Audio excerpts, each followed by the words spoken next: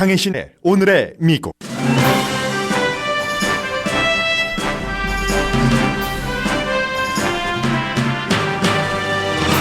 캘리포니아주를 포함한 7개 주 예비선거 결과 미셸 스틸, 영킴, 앤디 김 등 한인 현역 정치인들은 거의 연방과 주정부 차원에서 결선에 진출하게 됐습니다. 예비선거 결과 진보의 상징인 캘리포니아주에는 정치 지진이 일어났습니다. 진보의 도시 로스앤젤레스 시장 결선에서 공화당 억만장자가 전통적인 민주당 연방 하원 의원과 함께 겨루게 됐고, 샌프란시스코에서는 범죄자에게 지나치게 관용적이라는 이유로 지방검사가 소환됐습니다. 이는 곧 미국 전국적인 선거에서 같은 결과를 보여줄 수 있다는 뜻도 됩니다. 어젯밤은 캘리포니아 진영뿐 아니라 트럼프 전 대통령에게도 나쁜 밤이었습니다. 지금은 지역구가 바뀌었지만 전 지역구의 성격상 트럼프 전 대통령과 거리를 두은 영킴 의원이 트럼프의 강력한 지지자인 같은 공화당 정치인의 도전을 받았지만 크게 물리쳤고, 사우스다코타 등 그 밖의 공화당 주요 선거에서도 트럼프 파워의 약해짐이 드러났습니다.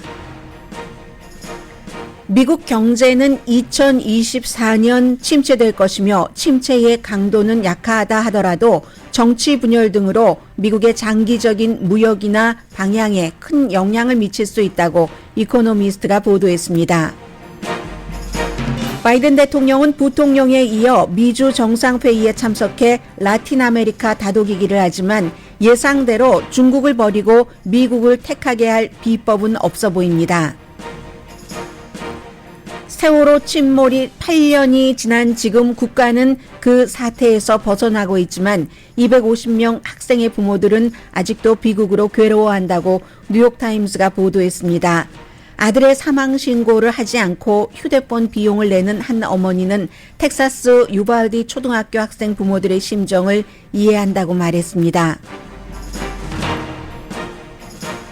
여러분 안녕하십니까? 오늘의 미국 강혜신입니다. 네, 몇 개월 전부터 시작된 예비선거가 어제 캘리포니아가 아주 큰 지역이기 때문에요. 캘리포니아주의 예비선거가 치러지고 나니까 어느 정도 큰 그림은 보입니다. 물론 많은 분들께서 투표에 직접 참여를 하셨고, 투표에 참여하실 때는 한인 후보들을 무척 신경을 쓰시기 때문에 한인타운에서는 빅 이슈이기는 합니다만은 어제로서 미국의 선거에 관한 중간선거까지 대체로 예상해 볼 수 있는 큰 그림은 그려졌습니다. 오늘 이제 앞부분에서는 전체적으로 그 선거 결과와 함께 그런 내용을 헤드라인 정도로 말씀을 드리고, 그리고 두 번째 섹션에서는 어떻게 로스앤젤레스와 샌프란시스코의 이번 선거 결과를 통해서 중간선거 이후에 미국의 방향까지 알아볼 수 있는가, 그런 순서로 전해드리겠습니다. 그리고 세 번째 섹션에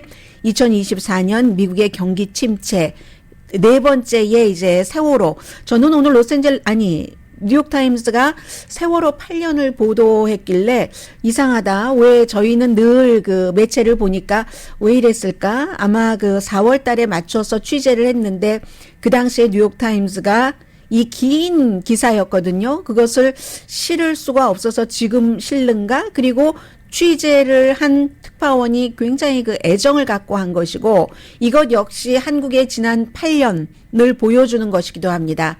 미국과도 연관되고요. 그래서 오늘 이런 순서로 진행을 해보겠습니다. 기본적으로 어제 예비선거에서 오픈 프라이머리였던 곳도 있고 오픈 프라이머리가 아닌 곳도 있습니다.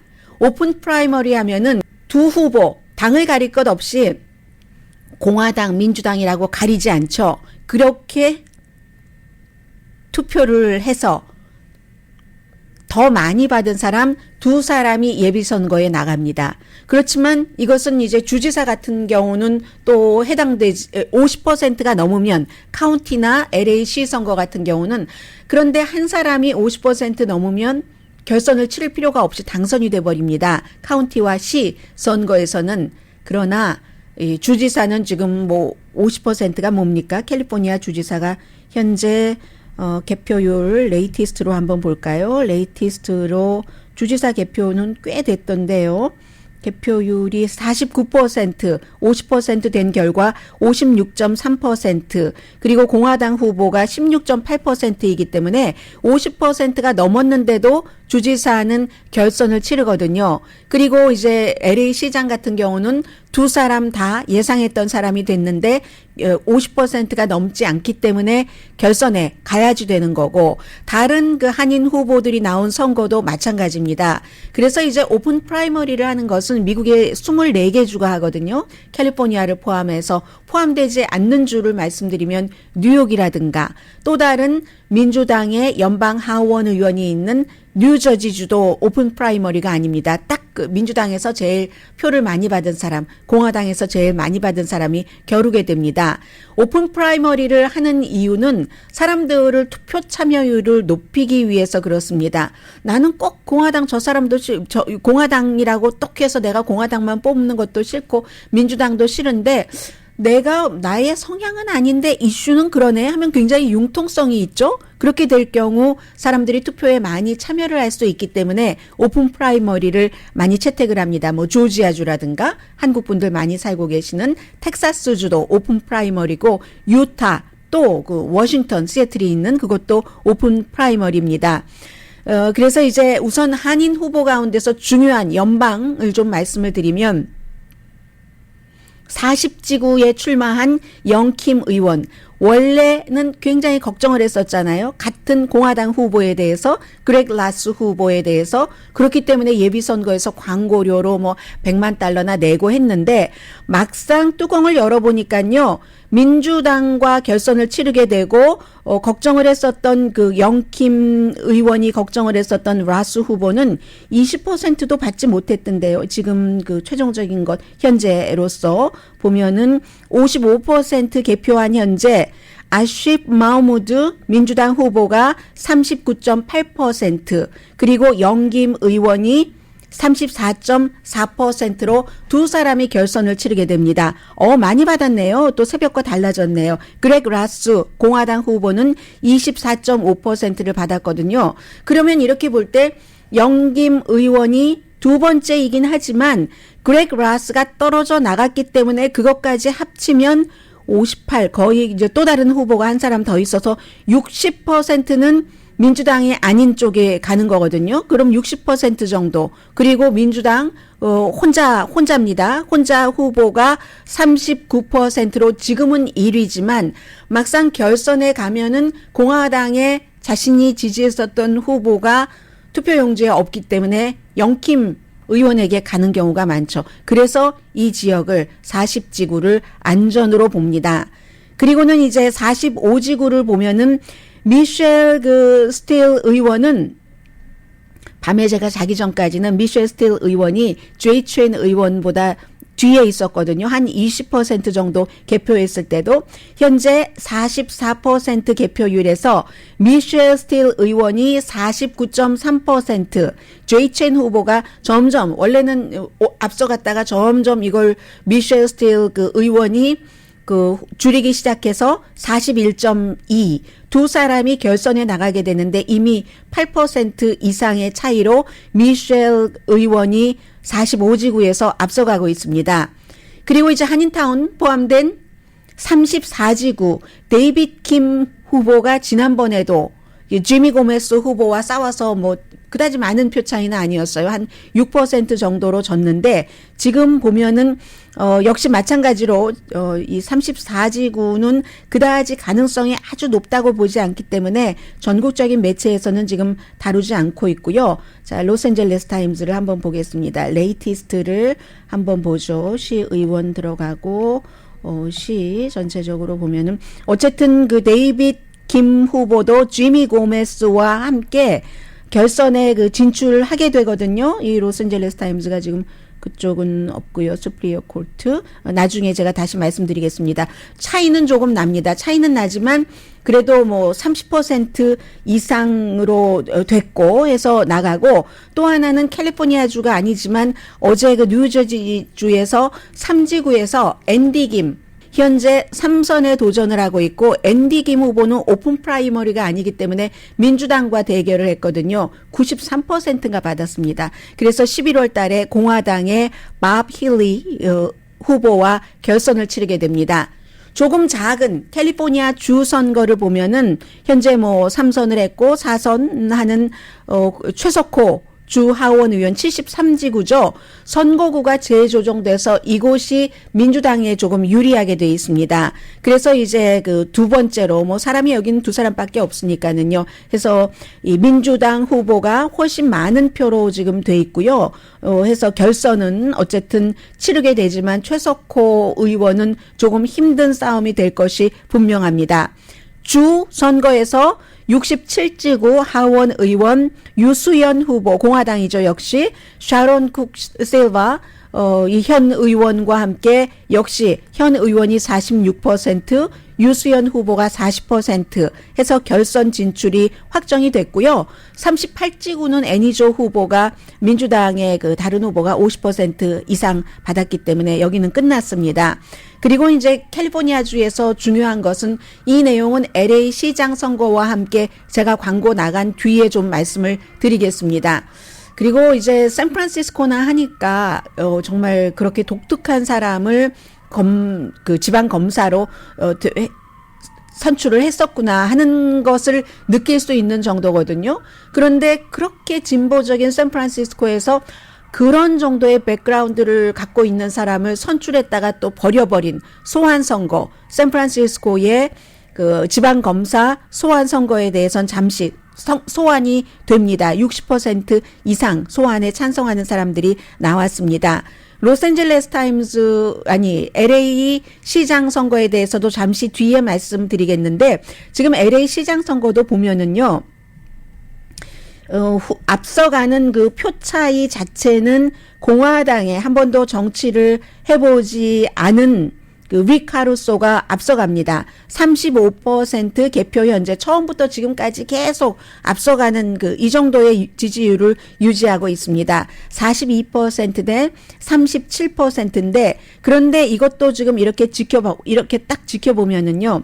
다른 후보들이 많잖아요. 12명이니까 릭 카루소가 42.1%를 받았지만 나머지는 상당히 뭐 앤드류 킴 후보는 2.0% 6,338표를 받았군요. 릭 카루소 후보가 13만 3천 표, 캐런 베스 현 그 연방 하원 의원이 11만 6,700표 정도를 받아서 42%대 37%지만 이 LA 시장 선거는 40지구의 영김 하원 의원과 비슷하게 비교가 됩니다. 나머지 사람들, 뭐 케빈 딜레온이라든가 이런 사람들 표를 그 득표수를 합쳐 보면은 릭 카루소보다 훨씬 많아지게 되거든요. 결국은. 그래서 릭 카루소가 예비 선거에서는 캐런 베스 현 그 연방 하원 의원을 이겼지만 이게 쉽지 않은 결선이 될 가능성이 상당히 높다라고 말씀드리고요. 캐런 베스 그 연방 하원 의원 LA 시장 후보는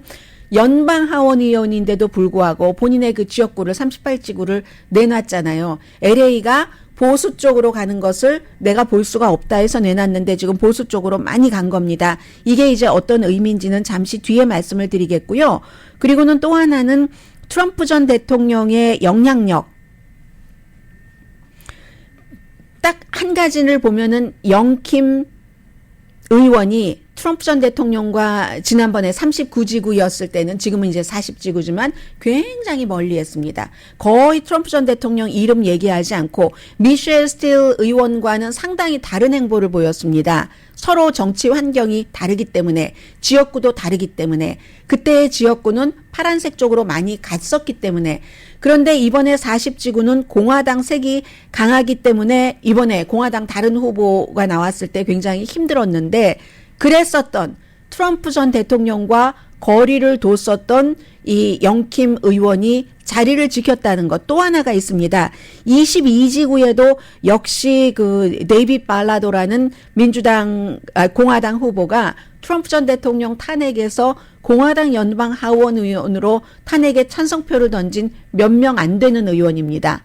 한인 의원들은 찬성표 안 던졌을 때 찬성표를 던진 그런 그 사람인데 이 사람도 결국 샌 호아킨 지역을 포함하는 게 지역구인데 결국은 공화당의 예비선거에서 당선돼서 민주당과 11월 달에 겨룹니다. 그런데 이 22지구는요, 바이든 대통령이 이긴 주이기 때문에 이 의원이 뭐 결선에서 이기기가 뭐 쉬워 보이지는 않습니다만 그만큼 이제 트럼프 전 대통령의 영향력이 이것은 간접적으로 과거와 같지 않다 하는 거고요. 그리고 사우스다코타의 연방 상원 의원 선거에서 존 튠 공화당 넘버 2입니다. 예비선거에서 아주 쉽게 공화당에서 이겼기 때문에 트럼프 전 대통령이 왜 내가 당선됐다고 하지 않느냐, 이게 왜 부정선거였다고 말하지 않느냐 해서 낙선 운동을 무척 많이 했지만 결국은 당선됐습니다. 그런 일들, 그 밖에 이제 다른 아이오와 지구라든가 그런 곳에서도 트럼프 전 대통령의 영향력은 조금 사라져간다 하는 것을 말씀을 드리고요. 그리고 좀 작은 선거도 뭐 이번에 말씀을 드리고 갈까요? 아직 한 2분 정도 시간이 있네요. 해서 LA 카운티 판사 후보 캐롤린 박 후보 지금 이제 결선 나가고 LA시 검사장 후보인 리처드 김 후보도 약간의 차이는 있지만 현재로서는 가능합니다. 2등으로 결선에 진출할 수 있도록 LA 카운티 셰리프 국장 후보인 세실 램보 후보는 탈락했습니다. 오렌지 카운티에서는 판사 후보인 제시카 차 이 경우는 안 되겠네요. 에릭 스카보로가 1위가 56.29%, 제시카 차 후보가 43.71%네요. 슈퍼바이저 후보인 써니박 부에나파크 시장이죠. 박영선 씨. 이분은 1위인데 2위, 3위와는 큰 차이가 없고요. 4지구 교육위원 이사로서 한인 후보들이 2명이 있었잖아요. 엘리사 김, 데이빗 최, 1, 2위와 차이가 많이 나는 그 뒤에 단계로 3, 4위네요. 3, 4위로 탈락됐습니다. 그래서 한인 후보들은 이 정도면 정리가 된 것 같고 잠시 뒤에는 왜 이 LA 시장 선거와 샌프란시스코 지방검사 소환이 중요한가 하는 것을 오늘의 미국에서 그동안 여러 차례 전해드릴 때 미처 전해드리지 못했었던 부분, 그리고 선거 결과 더 확실해진 부분, 그런 부분으로 미국의 정치계를 한번 보겠습니다.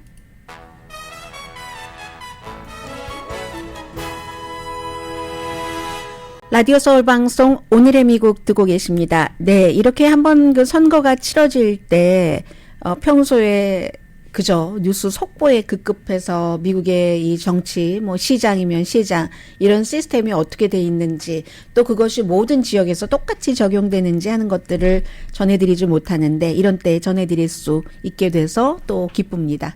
로스앤젤레스 시장 선거가 로스앤젤레스 하면 헐리우드잖아요. 그래서 막 무슨 뭐 갱스터 랩의 대부가 리카루소를 지지하고, 그러면 또 누구예요? 매직 존슨은 캐런 베스를 지지하고, 이런 형태로 선거 캠페인을 해왔는데 결국은 예비선거에서는 리카루소 후보가 캐런 베스 후보보다 현재까지는 좀 많은 지지율로 두 사람이 어쨌든 결론은 결선에 가서 다룬다 하는 건데요.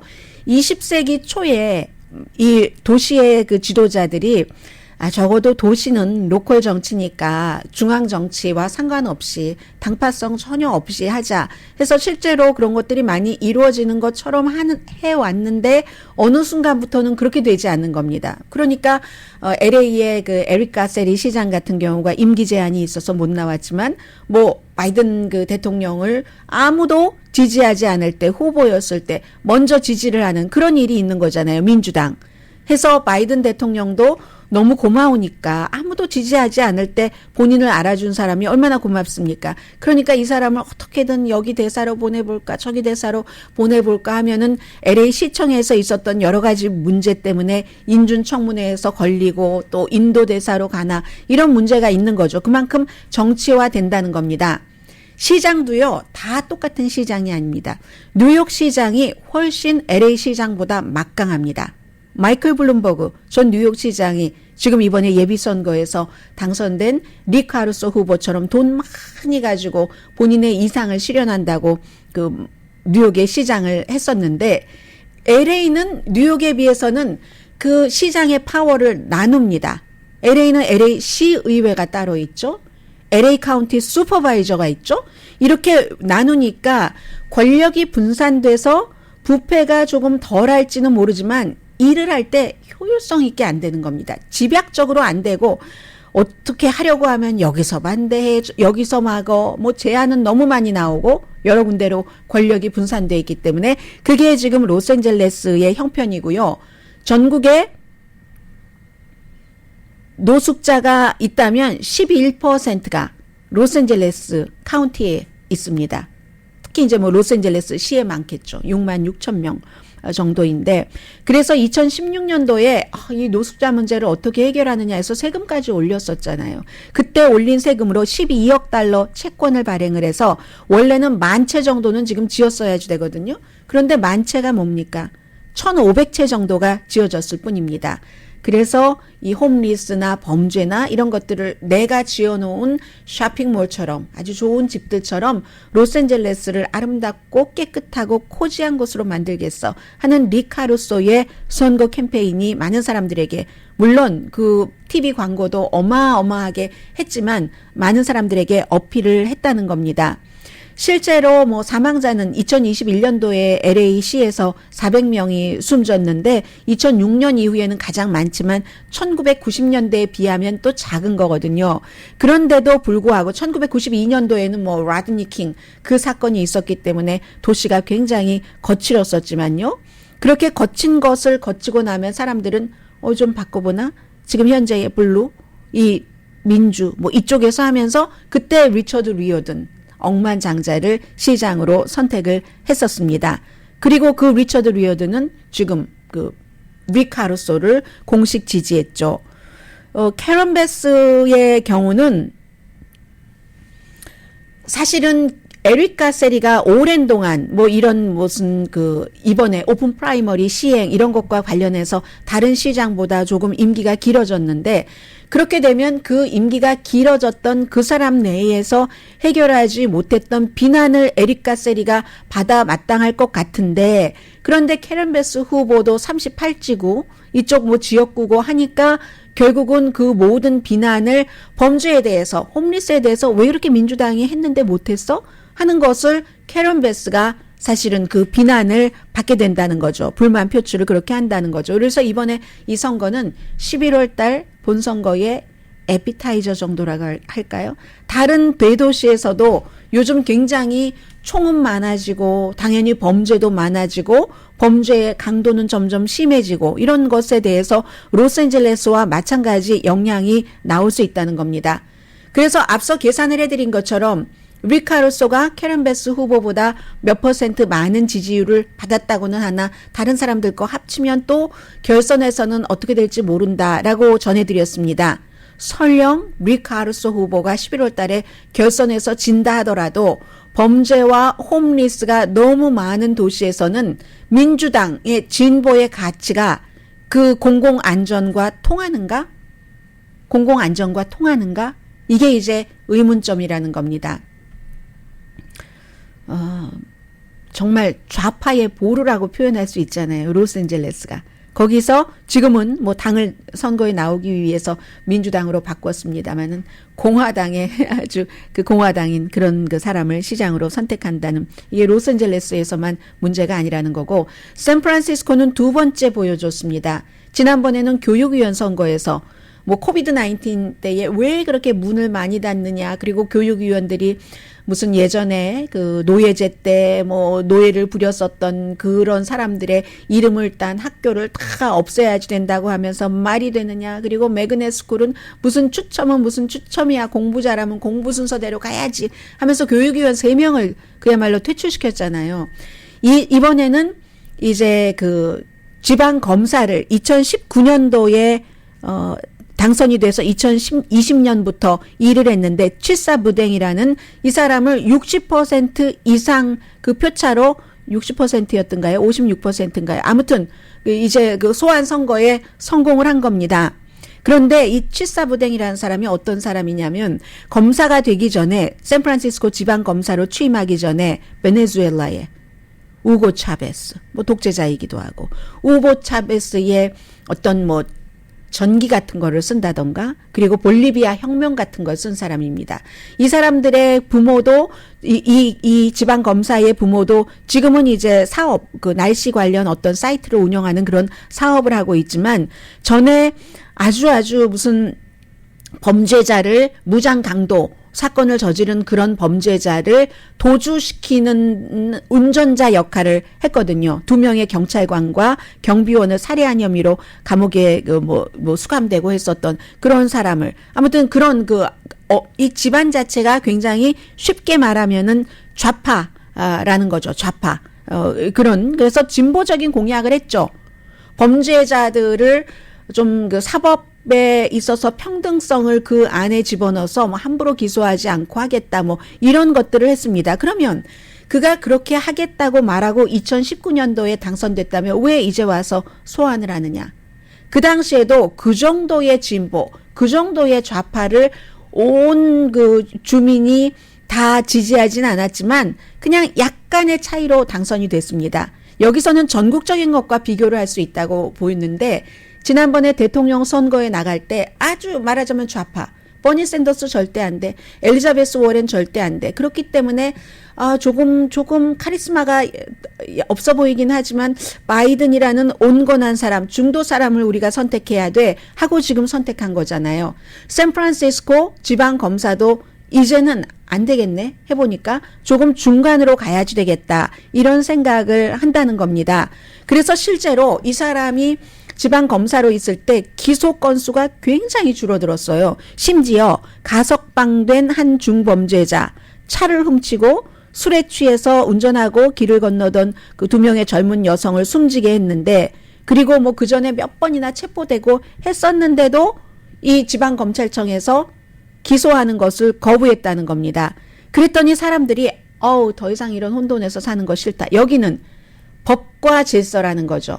로스앤젤레스 시장 선거가 공공안전, 범죄, 홈리스 이런 것이라면 그런 것에 대한 민주당의 진보의 가치를 민주당 유권자들조차 이제는 지겹네 하는 것처럼, 샌프란시스코에서는 법과 질서에 있어서 범죄자를, 뭐 국선 변호사도 한 사람이거든요. 범죄자를 너무 많이 보호하는 것도 그것도 지겹다.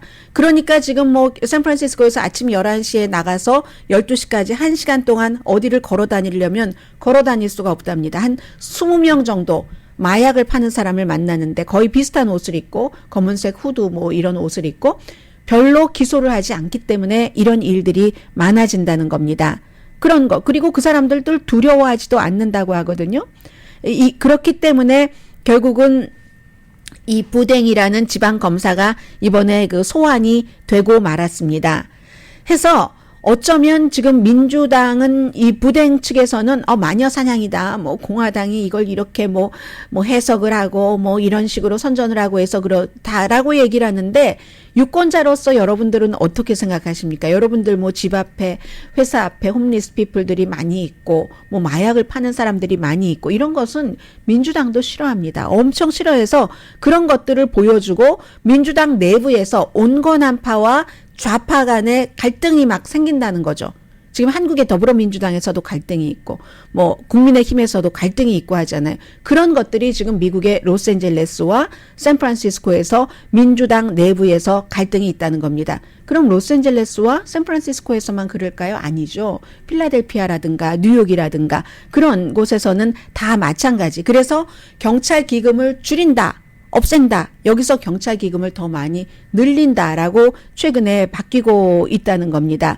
그래서 진보의 정책이 특히 범죄, 또 홈리스, 공공안전 이런 데 있어서는 효율적이지 않다는 것을 사람들이 느껴가고 있다고 할까요? 그런 것들. 그래서 아주 좀 진보적인 것보다는 중간 정도로 민주당이라 할지라도 그쪽으로 오고 있는 것을 캘리포니아주의 이 두 지역에서의 선거가 보여주고 있고, 미국을 전체적으로 11월 중간 선거에서 이건 아주 맨 위의 선거부터 연방 차원에서부터 그 밖에 다른 지역 선거까지 다 해당될 수 있다는 것을 로스앤젤레스와 샌프란시스코 선거가 에피타이저 격으로 보여준 셈입니다. 잠시 뒤에 경제 뉴스 전합니다.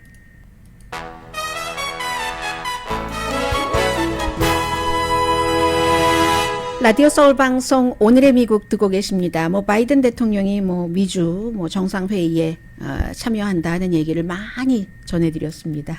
그런데요, 결국은 그 뿌리까지 쭉 들어가면 미국의 영향력을 라틴 아메리카 국가들 사이에서 넓히는 것이고, 그리고 중국과 거래하지 말고 우리와 거래하세요 하는데, 중요한 건 그만큼 할 만한 것을 해줄 수 있느냐. 중국이 여러 가지 베네핏을 중미, 남미에 주는 것처럼 그것이 문제로다 하는 거죠. 바이든 대통령이 아마 식량 같은 것이 굉장히 지금 불안정하니까 한 3억 달러 정도 투자하겠다. 이런 얘기, 그쪽 지역에 이런 얘기를 오늘 할 것 같은데, 그게 중국에 도움 요청하는 것을 막을 만큼 충분한지는 잘 모르겠습니다. 어제 카멜라 해리스 부통령도 와서 민간 기업에 앞으로 몇 년 동안 19억 달러를 투자하겠다고 약속을 했는데, 19억 달러 여러분들 사업하시는 분들 생각해 보세요. 미국이라는 그 거대한 나라에서 주는 투자를 한다고 하는 19억 달러가 그 정도로 매력이 있을까 하는 그런 것이요. 그리고 이제 쿠바, 니카라과 또 베네수엘라를 초대하지 않으니까 멕시코 대통령이 안 온다고 하고, 그러니까 볼리비아 대통령도 안 온다고 하고 해서 일종의 보이콧이죠. 그런 곳들도 있고, 엘살바도르도 그렇고, 과테말라도 그렇고, 그래서 별로일 것이다. 그러나 미국이 해보는 대로 하는 것이다. 중국을 겨냥해서 하는 것이고요. 그리고 경기 침체는 미국에서 대체적으로 한 10년에 한 번씩 오죠. 그런데 이번에는 코비드-19 있고 2020년부터 시작됐으니까 2021년 조금 괜찮아지는 것 같다 했는데, 아마도 2024년쯤에 경기 침체라는 것을 느끼지 않을까. 지금부터 조정되는 이자율, 이런 여러 가지 곡물 부족, 우크라이나 전쟁으로 인한 또 중국의 여전한 락다운, 제조업 다운하고 하는 이런 것들 때문에 그렇게 보고는 있습니다. 그리고 얼마 전 말씀드린 것처럼 그게 아주 대단한 그 폭은, 그 깊이와 넓이는 아니라고 보는데, 그런데도 불구하고 미국이 경기 침체에 들어간다면 세계적으로 여러 가지 특히 월스트리트 같은 데도 그렇고 영향을 많이 미치게 되죠. 여러분들도 느끼시죠? 계속 가솔린 값을 잡을 수가 없다고 대통령이 얘기를 하고 있잖아요. 식료품 값도 마찬가지고, 그것을 제외해도 연간 인플레이션이 지금 6%가 넘습니다. 포함하면 8%가 넘고, 그리고 일자리는 지금 3월 달에 나 일자리 찾고 싶어 하면 2개 정도가 있다는 것 아니겠습니까? 그리고 골드만삭스가 최근에 임금을 한 5.5% 이 정도라고 했는데, 이렇게 임금 상승이 그 정도가 되면은요, 그만큼 파는 상품, 물건이 됐던 서비스가 됐던 가격을 올리지 않으면 안 됩니다. 그 가격 올리는 게 물가 상승, 인플레이션이잖아요. 그래서 이제 아무리 미국 소비자가 아직은 좀 캐시가 있고, 기업도 쌀 때 돈 빌려놓은 것이 있고, 그리고 2008년, 2007년 이때 재정 붕괴 때 은행 시스템 좀 완벽하게 해놨고, 연방준비제도가 무슨 일을 하고 그런 건전한 것을 해나간다 하더라도 그래도 경기 침체는 있다는 거고요. 연준이 아무리 지금 막 불을 붓고 있잖아요. 인플레이션이라는 게. 우리가 물을 많이 붓겠습니다 해도 그게 어느 정도 된다고 보고, 올해 말까지 이자율은 2.5% 정도 인상할 것으로 대부분의 전문가들은 예상을 하고 있습니다. 그러면 이제 경기가 언젠가는 위축된다는 거 몇 번이나 말씀드렸잖아요. 여러분들께 무슨 JP 몰건 체이스의 CEO라든가 테슬라의 CEO라든가 이런 사람들이 지금 폭풍이 몰려오고 있다 하다가 허리케인이네요. 허리케인의 강도는 허리케인 카테고리 1인지 4인지는 아직 모르겠습니다. 라고 하잖아요. 그래서 쌀 위기, 이게 생각보다 굉장히 심각한 것 같습니다. 특히 아프리카 같은데, 아시아에도 마찬가지고, 연료. 유로존은 지금 에너지 쇼크 이미 시작이 됐고, 그러면은 세계적으로 미국뿐만이 아니라 결국은 가계의 소득이 줄어들 수밖에 없는 것이고, 올 들어서 뭐 이렇게 저렇게 특히 더 내려간 것도 있지만 미국 주식시장 평균 15%는 내려갔습니다. 그러니까는 이제 이런 것들이 또 있고 또 정치적으로 굉장히 지금 완전히 이렇게 갈려져 있기 때문에 위기 상황이 올 때 아마도 뭐 이코노미스트나 뭐 BBC 같은 데서는 2024년 말까지는 경기 침체가 뭐 분명히 온다. 그 전에 올 수도 있다고 보는데 그럴 때 이걸 뭐 할 수 있는 것도 얼마 없을 뿐더러 또 대통령 선거도 있고 캠페인이 이미 시작되고 하는 때니까 충돌해서 아무것도 할 수 없는 그런 것이라는 거죠. 그리고 정치인들이 계속 경제에 대해서 왜곡을 한다는 거죠. 이게 뭐 이쪽에서 민주당에서 지금 괜찮아. 바이든 대통령이 경기 보고서만 나오면 이 정도면 미국이 뭐 코비드-19 이후에 세계에서 가장 빨리 회복하는 국가입니다 하면 바로 무슨 소리야. 그 돈을 너무 많이 찍어내서 사람들에게 너무 많이 경기 부양책을 줬기 때문에 이렇게 물가가 올라가는 거 아니야. 해석의 차이가 다르고 그 사이에서 일반인들은 혼돈을 해야지 되고 통일된 어떤 국가에 좋게 나가자, 경기를 회복하자 하는데 에너지가 집중되지 않는다는 겁니다. 민주당이 아무리 경기 회복을 위해서 애써도 공화당이 절대로 왜 받쳐줘. 우리 공화당이 민주당이 경제 나빠서 우리가 대통령이 돼야지. 그래서 트럼프가 컴백할 수도 있다는 그런 얘기고요. 그래서 앞으로 결국은 2024년까지는 적어도 경기 침체가 온다고 하니까 그러면 1, 2년 남은 거잖아요. 1, 2년 남으면 미국의 장기적으로 방향이 바뀔 수 있다고들 예상들을 합니다. 관세 같은 것은 좀 낮춰야지 될 거고요. 그리고 이제 그 트럼프 전 대통령의 컴백 가능성 같은 것. 지난번에 경기 침체 4번 있을 때 3번이 선거와 동시라든가 아니면 그 선거 직전이라든가 그렇게 해서 야당이 이겼죠. 그 클린턴 때부터 그렇게 된 거죠. 그리고 또 무슨 신흥세계, 미국 그 주변의 어떤 국가들, 이런 국가들에 미치는 영향도 나쁘죠. 그래서 꼭 미국의 약한 경기 침체가 미국이라는 국가 내에서만 한정된 게 아니다. 이런 점들을 세계가 걱정하는 것을 보면 여전히 미국은 세계의 경제 그 1위 대국인 것 맞습니다. 잠시 뒤에는요. 처음에는 제가 그리고 이런 이슈를 대하면 이 사람은 왜 이걸 지금 보도를 할까? 이 뉴욕타임스는 왜 그랬을까? 하면서 해야지 될 뉴스가 많으니까 봐야 되나 말아야지 되나 막 생각을 하다가 봤거든요. 그랬더니 오늘 이 내용을 보도할 만하다. 저는 그렇게 생각이 들었습니다. 잠시 뒤에 뉴욕타임스 기사 전해드립니다.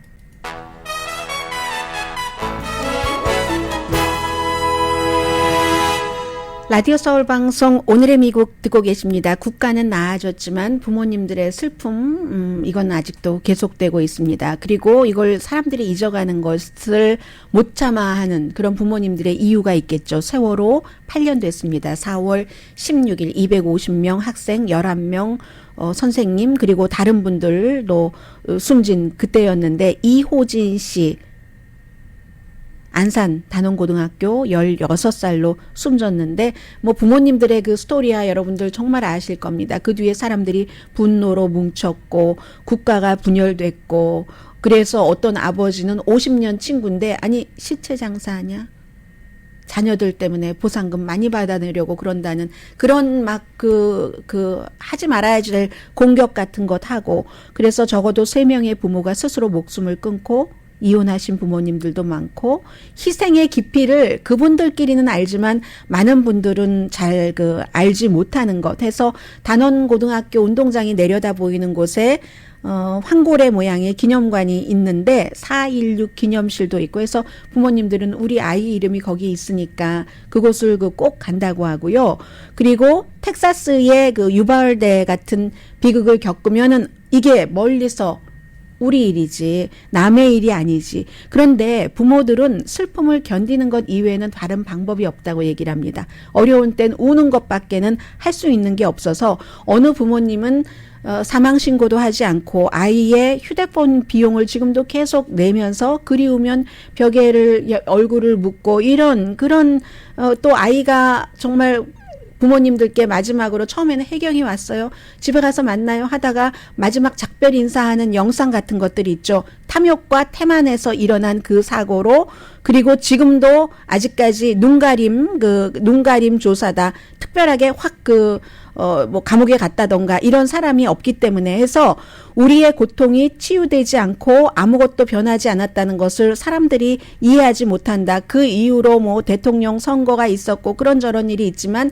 어떤 아버지는 도저히 그 아이의 그것을 견디지 못해서 힘들게 지내다가 약을 먹기로 하고 8년 만에 처음으로 뭐 외출을 하고 했는데 결국은 우리 아이들이 더 이상 이런 형태로 숨져서는 안 된다는 것이 한국에서는 지속적으로 많이 일어나고 있는 일이다라고 얘기를 하는데요. 제가 시간이 없어서 자세히 못 전해드렸습니다. 그리고 부모님들이 가장 가슴 아픈 게 무엇보다도 자식을 지키지 못했다는 것, 죄책감, 뭐 이런 것들이라고 하거든요. 그런데 살아있는 자녀분들이 많잖아요. 저희 토요일에 라디오 서울, 이 한국 TV가 여러분들 자녀분들 그 입시에 관해서 그런 그 세미나를 웹으로 합니다. 한국일보 코리아타임스닷컴에 들어가셔서 네모칸 거기를 딱 누르시면 여러분께서 지금부터 하셔야 될 일들 쭉 나옵니다. 강희신이었습니다.